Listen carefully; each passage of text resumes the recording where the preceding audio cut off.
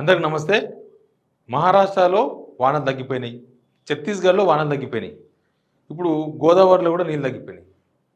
ఉన్నదాకానేమో 10 లక్షల క్యూసెక్ల నీళ్ళు పోయినాయి గోదావరిలో మన కళ్ళకెళ్ళి, మేడిగడ్డ కిందికి వెళ్ళిపోయినాయి. ఇక కన్నెపల్లి పంప్ హౌస్ దగ్గర నుంచి వాటిని ఎత్తండి, ఆ నీళ్లు ఫ్లో ఉంది కదా, కళ్ళ ముందు కనిపిస్తున్నాయి కదా, నీళ్ళంతా వృధాగా పోతున్నాయి కదా, అట్లా పడి ఏపీకి పడి అట్లా సముద్రంలోకి పోతాయి, పోతున్నాయి కదా, ఎత్తండి అంటే లేదు లేదు ఎత్తాం, మేము ఎల్లంపల్లికి వెళ్ళి ఎత్తామన్నారు. ఎల్లంపల్లికి వెళ్ళి ఎత్తామని 2 మూటలు చాలు చేశారు. చేసి ఏమైంది, ఎల్లంపల్లికి వెళ్ళి వీళ్ళు మొత్తం ఎత్తిందంతా 11 టీఎంసీల నీళ్లు. మన దగ్గర పెద్ద పెద్ద బయ్యారాలు ఉన్నాయి, రిజర్వాయర్లు అన్నీ ఖాళీగా ఎండిపోయినాయి, ఒట్టిపోయినాయి. అంతా ఇప్పుడు ఎట్లయిపోయిందంటే మనకు చెరువులు ఎండిపోయినప్పుడు ఏమవుతుంది, మొత్తం పగుళ్ళు వచ్చి నిర్రలు వాసిన నేల ఉంటుంది చూడు, అటు మొత్తం నిర్రలు వాసిపోయినాయి రిజర్వాయర్లు అన్నీ కూడా. ఆ బొయ్యారాలకు నీళ్ళు పోయాలంటే మనకు ఎల్లంపల్లికి వెళ్ళి ఎత్తే సరిపోదు. ఎల్లంపల్లి అనేది మీకు చూపిస్తారు, ఇంకా ఫ్లోస్ ఇన్ఫ్లోస్ అవుట్ఫ్లోస్ అని ఉన్నాయి. ఇది గవర్నమెంట్ ఇచ్చిన రిపోర్టు, ఈరోజు మధ్యాహ్నం వరకు ఇచ్చిన రిపోర్ట్. ఇది ఏమున్నా దీనిలో ఇవి వదిలేద్దాం, ఏంది ఈ సింగూరు నిజాం సాగర్ ఇవి వదిలేద్దాం, ఎందుకంటే ఇవి ఇంకా ఏమిట్లకి ఏం లేవు కాబట్టి. ఇన్ఫ్లోస్ 0 ఉంది కదా, మనం ఏం చేయలేం. 17 టీఎంసీలకు 3 టీఎంసీలు నీళ్ళే ఉన్నాయి కాబట్టి ఇది ప్లస్ ఇక్కడ సింగూరు ఏమున్నది, సింగూరు 29 టీఎంసీలకు 14 టీఎంసీలు ఉన్నాయి. అది వదిలేద్దాం, ఎందుకంటే ఎగువ గోదావరిలో నీళ్ళు లేవు, అవి వచ్చేది లేదు పోయేది లేదు, ఆ మంజీరా నదికి వెళ్ళి వచ్చేది లేదు పోయేది చూద్దాం తర్వాత. ఇంకా కిందికి వద్దాం. ఎల్లంపల్లి వీళ్ళు మెయిన్గా చెప్పింది ఎల్లంపల్లికి వెళ్ళే మొత్తం మేము పారిస్తాం.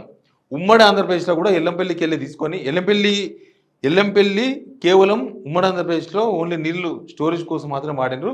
తర్వాత తెలంగాణ వచ్చిన తర్వాత ఈ కాళేశ్వరం ప్రాజెక్టులో భాగంగా అక్కడ నుంచి హెడ్ రెగ్యులేటరీ పెట్టి నీళ్ళు కింద కొడుతున్నారు. ఎల్లంపల్లిలో ఏంది పరిస్థితి, మొత్తం డెడ్ స్టోరేజ్ పోయింది. ఇది మళ్ళీ ఇక్కడ 14 టీఎంసీల కన్నా తక్కువ ఉంటే ఇంకా నీళ్ళు వాడడానికి లేదు. ఎల్లంపల్లిలో 14 టీఎంసీలు అంటే ఆల్రెడీ 13.9 టీఎంసీలే ఉన్నాయి నీళ్ళు. ఇంట్లో ఏముంది, 7,511 ఇంట్లో ఉంది, అవుట్లో 6,725 ఉంది ఎల్లంపల్లికి వెళ్ళి. అంతే, ఇంకా అంతకు మించి ఏం చేయలేము. 20 టీఎంసీలు మొత్తం ఉండాల్సింది 20.175 టీఎంసీలు నీళ్ళు ఉండాలి ఎల్లంపల్లిలో. ఇప్పుడు ఉన్నది 13.98. అంటే ఇంకా ఇంతకు మించి ఇంకా కిందికి డెడ్ స్టోరేజ్కి వాడడానికి లేదు. కాబట్టి ఎల్లంపల్లికి వెళ్ళి మనం వాడే పరిస్థితి ఏం లేదు. ఎల్లంపల్లికి వెళ్ళి వీళ్ళు ఏం తీసుకొస్తున్నారు, ఎక్కడ తీసుకొచ్చారు నీళ్ళు, ఇన్నమన్నా ఎల్లంపల్లికి వెళ్ళి మిడ్మానేరుకు పట్టుకొచ్చారు. మిడ్మానేరు పరిస్థితి ఏంది, మిడ్మానేరులో ఇప్పుడు ఎన్ని నీళ్ళు ఉంటాయంటే 10 నుంచి 11 టీఎంసీలు ఉన్నాయని చెప్తున్నారు. అంటే వీళ్ళు మొత్తం ఇక్కడ నుంచి కొట్టింది, ఎల్లంపల్లికి వెళ్ళి కొట్టింది 11 టీఎంసీల నీళ్ళే. ఇప్పుడు మిడ్మానేరులో మొత్తం కెపాసిటీ 25 టీఎంసీలు, 25.875, దగ్గర 26 టీఎంసీల నీళ్ళు ఉండాలి ఫుల్ లెవెల్, అంటే ఫుల్ ట్యాంక్ లెవెల్ అది. కానీ ఇప్పుడు అక్కడి నుంచి ఇక్కడికి వచ్చింది కేవలం 11 టీఎంసీల నీళ్ళే వచ్చినాయి. ఇక ఇంట్లో అవుట్లో చూసినాం కదా, ఆల్రెడీ వానలు తగ్గినాయి, వర్షాకాలం సగానికి సగం దాటిపోయి వచ్చినాం. మన రాష్ట్రంలో అయితే సాధారణ వర్షపాతం కన్నా 33% ఎక్కువ వర్షపాతం పడ్డదంట. అది ఎక్కడ పడ్డదో మన దగ్గర అటు మొత్తం ములుగుసారి పడినట్టుంది. ఇక మిగతా అంతా కూడా బోరు లేని నీళ్లు ఆగిపోతున్నాయి. అట్లాంటి సిచ్యువేషన్లో ఉన్నాం మనం. ఇప్పుడు ఏమైంది మరి, ఎల్లంపల్లికి వెళ్ళి మొత్తం నీళ్ళు ఎత్తిపోసి మొత్తం ఈ బెల్ట్ మొత్తం నింపాలి కదా, నీళ్లు లేవు. ఆ ఎల్లంపల్లి దగ్గర నీళ్లు లేకనే కింద ఈ ప్రాణి దగ్గర కలిసిన తర్వాత కన్నెపల్లి దాటిన తర్వాత మేడిగడ్డ దగ్గర ఇది కట్టినారు.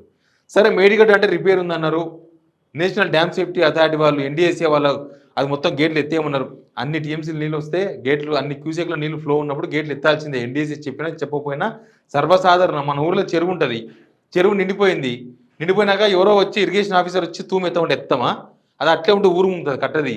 కాబట్టి తూము లేపుతాం, పోతే నీళ్ళు కాలువలకు వచ్చేస్తాయి. సేమ్ మేడిగడ్డ కూడా దగ్గర కూడా అదే జరిగింది. అయితే వీళ్ళు మెయిన్గా కన్నెపల్లి పంప్ హౌస్ గారు స్టార్ట్ చేసి అన్నారం సుందిలో కొట్టి అక్కడ నుంచి డైరెక్ట్ మేడిగడ్డ కొట్టి ఇట్లా కొట్టండి, ఇవన్నీ నింపవచ్చు. ఇక్కడ ఇవన్నీ పెద్ద పెద్ద భోషణాలు, ఇవన్నీ నిండితే మనకు చెరువులకు నీళ్ళు కొట్టుకోవచ్చు, తర్వాత మనకు భూగర్భ జలాలు పెరిగిపోతాయి. ఇప్పుడు ఈ వానకాలంలోనే లాస్ట్కు ఇబ్బంది కరువు వస్తుంది చూడు, ఎండాకాలం దాకా ఆగాల్సిన అవసరమే ఉండదు ఇప్పుడున్న సిచ్యువేషన్లో. ఇప్పుడు ఇది ఉంది, కొండపోచమ్మ ఉంది. కొండపోచమ్మ 15 టీఎంసీల నీళ్ళు. కొండపోచమ్మ 15 టీఎంసీలు ఏం లేవు, ఖాళీగా నేను చూపిస్తాను మీకు. మల్లన్న సాగర్ 50 టీఎంసీలు. మల్లన్న సాగర్ 50 టీఎంసీలు ఎప్పుడు వస్తాయి నీళ్ళు, ఎప్పుడు వస్తాయి నీళ్ళు? ఇంకో కొండపోచమ్మ ఫోటోలు ఇవి. ఏంది పరిస్థితి, ఎట్లుంది? ఇది మైదానంలా కనిపిస్తుందా? ఎట్లా కనిపిస్తుంది కొండపోచమ్మ? ఇట్లా ఉండాల్సింది. మునిగిపోయిన ఊర్లు తేలినాయి, మునిగిపోయిన ఊర్లు లేకుండా సబ్మర్జ్ అంటే కదా, ఆ మనిజైన ఊర్లు తేలినాయి ఇప్పుడు కొద్దిగా. అట్లాంటి సిచ్యువేషన్లో కొండపోచమ్మ ఉంది. ఇంకా మిగతావి కూడా అట్లే ఉన్నాయి. ఇప్పుడు వీళ్ళు ఏం చేయాలంటే వీళ్ళు ఇప్పుడు కూడా 38,000 క్యూసెక్లు నీళ్లు పోతున్నాయి కన్నెపల్లి దగ్గర నుంచి. అక్కడి నుంచి నీళ్ళు కొట్టవచ్చు ఇప్పుడు కూడా. వీళ్ళు ఏం చెప్తున్నారంటే అన్నారం సుందిలో కూడా గేట్లు ఎత్తేయమని చెప్పిండ్రు. ఎవరు చెప్పిండ్రు ఈ మాట? ఎన్డీఎస్సీ అయిపోయిందని వీళ్ళు చెప్తున్నారు. ఎవరు అడిగినరు ఆ రిపోర్ట్లు ఏంటి బయట పెట్టండి అని. ఎన్డీఎస్సీ చెప్పినట్లుగా అన్నారం సుందిల, అన్నారం 10 టీఎంసీలు, సుందిల 8 టీఎంసీలు అని ఈ రెండు గేట్లు ఎత్తమని ఎన్డీఎస్సీ చెప్పింది, నేషనల్ డ్యామ్ సేఫ్టీ అథారిటీ చెప్పిందని ఉత్తమ్ కుమార్ రెడ్డి గారు చెప్తున్నారు. ఇప్పుడు వాళ్ళు ఇచ్చిన రిపోర్టు ఏడుందో చెప్పమని చెప్పండి, తీయని బయటకు చేయమని చెప్పండి. వీళ్ళు పర్ఫెక్ట్గా దాన్ని వాడకూడదని డిసైడ్ అయిపోయి దాన్ని అట్లా మూలకు పడేసి తమాషా చూడాలని చూస్తున్నారు. కానీ వీళ్ళకి అర్థం కాని విషయం ఏంటంటే ఇంకా మళ్ళీ వరదలు వస్తాయి. ఇప్పుడు ఏమైతే తెలియదు, ముందు మళ్ళీ వరద వస్తుందో రాదో మనం ఏం చెప్పలేం. వరద వచ్చినప్పుడు కూడా వీళ్ళు ఇప్పుడే కొట్టలేదు నీళ్ళు. ఇప్పుడే కనుక మొన్న 10,000 క్యూసెక్ నీళ్ళు పోయినాయి కదా, ఆ నీళ్ళు కనుక కొట్టి ఉంటే ఇప్పటికే ఈ భోషానం రిజర్వాయర్స్ మొత్తం నిండిపోతుండే. ఇప్పుడు నేను చూపించిన కదా మొత్తం మైదానాలకు ఉన్నది, ఆ రిజర్వాయర్ నిండిపోతుండే. 50 టీఎంసీలు, 15 టీఎంసీలు రకరకాలు. ఒక మినిమం నేనే నిండలే. ఎల్లంపల్లికి వెళ్ళి కొడితే 11 టీఎంసీలు, సగం నీళ్ళు కూడా రాలేదే. ఇవన్నీ నింపుకొని ఉంటే అక్కడి నుంచి మనం చెరువులు కనుక వీలైనంత ఎక్కువ చెరువులు నింపుకుంటూ పోతే నీళ్ళు వచ్చినప్పుడు ఫ్లోటింగ్ మొత్తం నింపుకుంటూ పోతే నీళ్ళు రాకపోయినా మనకేమీ ఇబ్బంది లేదు.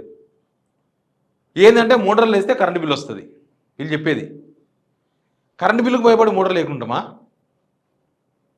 ఇప్పుడు నీళ్లు లేకపోతే కరెంటు బిల్లుకు పైసలు పెడుతున్నాం కదా, కరెంటు బిల్లుకు నువ్వు 300 కోట్లు 400 కోట్లు అయితే అని భయపడుతున్నావు. ఉత్తమ్ కుమార్ గారు అన్నారు 400 కోట్ల కరెంటు బిల్లు ఎవడు కట్టాలని, మోటార్ లేనంటే. ఇప్పుడు నీళ్ళు లేకపోతే నువ్వు ఎన్ని వేల కోట్లు పెడితే నీళ్ళు వస్తాయి మళ్ళా.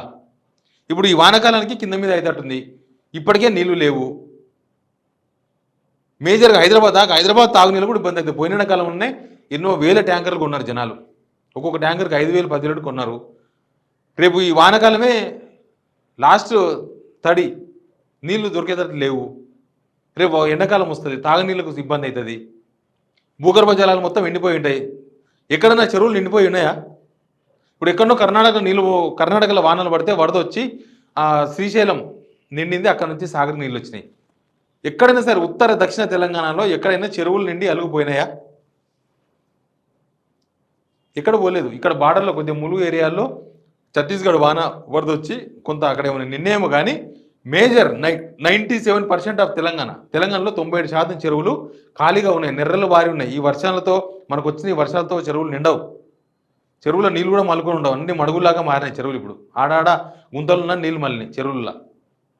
అదే అక్కడి నుంచి నీళ్ళు కనుక కొట్టి ఉంటే, అదే ఆ రోజు కొండపోచమ్మ దగ్గర నుంచి ఎల్లంపల్లికి వెళ్ళి కాకుండా కొండపోచమ్మ నుంచి నీళ్ళు కొట్టింటే ఎల్లంపల్లికి ఎట్లుంటుండే? సగం చెరువులను నిండుతుండే. వీళ్ళు నింపలే. రేపు వాన వస్తుందో వరద వస్తుందో తెలియదు. మళ్ళీ మన దగ్గర వాన వస్తుందో రాదో తెలియదు. What next? ఏం జరగబోతుంది, ఎండాకాలంలో ఏం జరగబోతుంది అనేది చాలా ఇంపార్టెంట్ ఇష్యూ. ఇప్పుడు ఎవరు బాధ్యులు దీనికి ఎవరో ఒకరు బాధ్యత వహించాలి కదా. ఎవరు బాధ్యత వహిస్తారు? ఇప్పుడు అక్కడ ఎన్నో ఎగువ గోదావరి నీళ్లు లేవు కాబట్టి ఇప్పుడున్న పరిస్థితుల్లో ఈ గోదావరి పైన ఉన్నాయి, సింగూరు ఇవన్నీ ఎండిపోయి ఉన్నాయి. నిజాం సాగర్ అక్కడ మెదక్కు ఇదంతా మొత్తం పోయినాయి కదా. నిజాం సాగర్ మొత్తం డెడ్ స్టోరేజ్కి వెళ్ళిపోయింది. ఇప్పుడు మనం నీళ్లు ఉన్న దగ్గర కొట్టలే, నీళ్ళు వచ్చినప్పుడు కొట్టలే. నీళ్లు రేపు వస్తే రావో తెలియదు. ఏమనంటే ఎన్డీఎస్సీ పేరు చెప్పారు. ఆ రిపోర్ట్లు బయట పెట్టామంటే బయట పెడతలేరు. అన్నారం సుందిల రిపోర్ట్లు బయట పెట్టమని అడుగుతున్నారు అందరూ. బయట పెట్టమని చెప్పండి. ఎన్డీఎస్సీ పేరు చెప్పుకొని తప్పించుకుంటున్నారు కదా. రేపు కరువు వస్తే ఎన్డీఎస్సీ బాధ్యత వహిస్తుందా, లేకపోతే ఉత్తమ్ కుమార్ గారు బాధ్యత వహిస్తారా, ఇక్కడ గవర్నమెంట్ బాధ్యత వహిస్తుందా? ఎవరు వహిస్తారు? అసలు ఎక్కడి నుంచి తెస్తారు నీళ్లు? లాతూర్కు కనుక మన ట్రైన్లో వాటర్ పంపిస్తారు, ట్యాంకర్స్ అట్లా తీసుకొస్తారు ఇక్కడికి. అసలు నీళ్లు ఉండడంతోన ఎన్ని ప్రాబ్లమ్స్కు సొల్యూషన్ దొరుకుతుంది తెలుసా? నీళ్లు లేకపోవడంతోన అన్ని జీవాలకు ఇబ్బందే, అన్ని జీవాలకు, పక్షులకు కూడా ఇబ్బంది, అన్నిటికీ ఇబ్బందే. నువ్వు రాను మన పట్టణీకరణ పెరుగుతుంటూ పోతుంది. ఇండస్ట్రీస్ అని పెరుగుతున్నాయి. ఇవన్నీ పెరుగుతున్నప్పుడు వాటర్ అవసరం ఎక్కువ ఉంటుందా తక్కువ అయిపోతుందా? ఇప్పుడు మనం ఎన్ని నీళ్ళు మిషన్ భగీరథ నీళ్ళు వచ్చినా బబుల్స్ కొనుక్కొని తాగుతున్నాం. ఎందుకు కొనుక్కొని తాగుతున్నాం?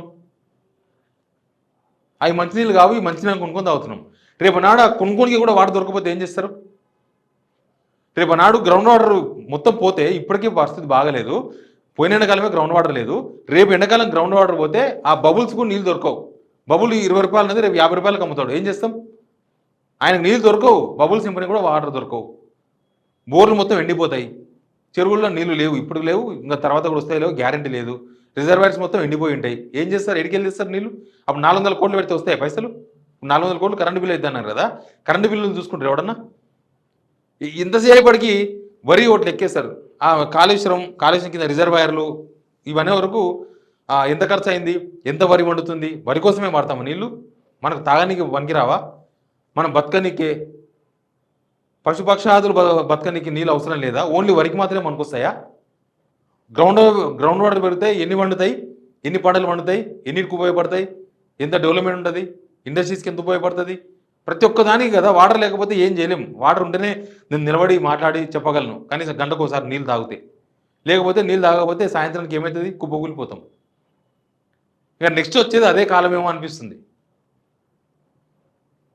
ప్రభుత్వం బాధ్యతగా కన్నెపల్లి నుంచి ఇప్పుడు కూడా పోతున్నాయి, 38,000 క్యూసెక్లు నీళ్ళు పోతున్నాయి. కన్నెపల్లికి వెళ్ళి నీళ్ళు కొట్టకపోతే, ఇదే బింకానికి పోతే తర్వాత మన పరిస్థితి చాలా ఉమ్మడి ఆంధ్రప్రదేశ్ కన్నా దారుణంగా ఉంటుంది. ఉమ్మడి ఆంధ్రప్రదేశ్లోనన్నా ఆంధ్ర నాయకులు భయంతో అప్పుడో ఇప్పుడో నీళ్లు కావాలి వీళ్ళకి అవసరమని ఏదో ఒకటి అరేంజ్ చేసేవాళ్ళు. వీళ్ళతోనే కాదు, నెక్స్ట్ సమ్మర్ వస్తే వీళ్ళతోనే కానే కాదు. మొన్న సమ్మరే చేతులు ఎత్తేసిండ్రు. మొన్న పంటలు ఎండిపోలే, రైతులే మొత్తం పట్టించుకుంటే ఎవరన్నా? ఎవ్వరు పట్టించుకోలే. మళ్ళీ అట్లాంటి సిచ్యువేషన్, అంతకన్నా దారుణమైన సిచ్యువేషన్ రాబోతుందేమో అనిపిస్తుంది నాకు.